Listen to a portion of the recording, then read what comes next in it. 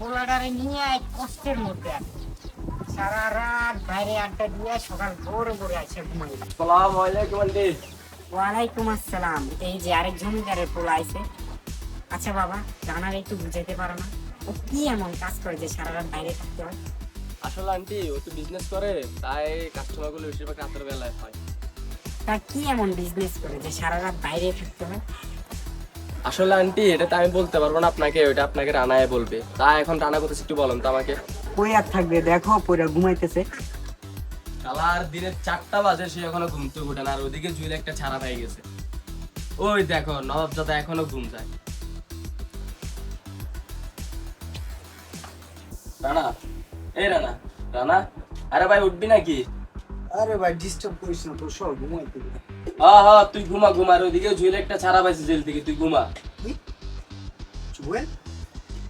সে তো মারার কেসের আসামি না? আরে জেল খাটা শেষ হলে বের হবে না। এখন তাড়াতাড়ি উঠলে কিছু প্ল্যান করতে হবে তো। কয়টা বাজে? 4:30 বাজে। হ্যাঁ, তাড়াতাড়ি সব।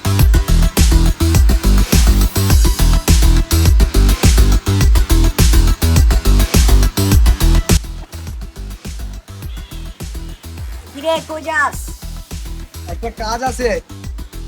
ওই কবিতার অনেক একটা কল দে, আমরা আসতে পারি। আচ্ছা দাঁড়া। হ্যাঁ কইরে তোরা।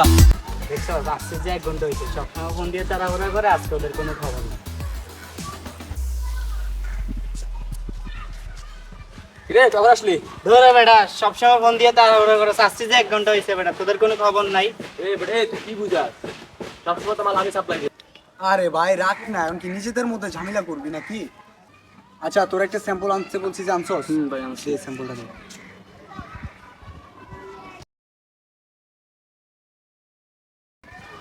মিনি শিশি প্রতিটা গলিতে এটারে সাপ্লাই দিতে হইব, যাতে পুরো শহরে আমাদের রাজত্বই চলে। কিন্তু ভাই রাহুল তো একটা সমস্যা করতেছে। বেশি সমস্যা করলে খাইয়া দে। ঠিক আছে ভাই, খাইয়ে দিব। তাহলে চল এখনই খাইয়ে দি।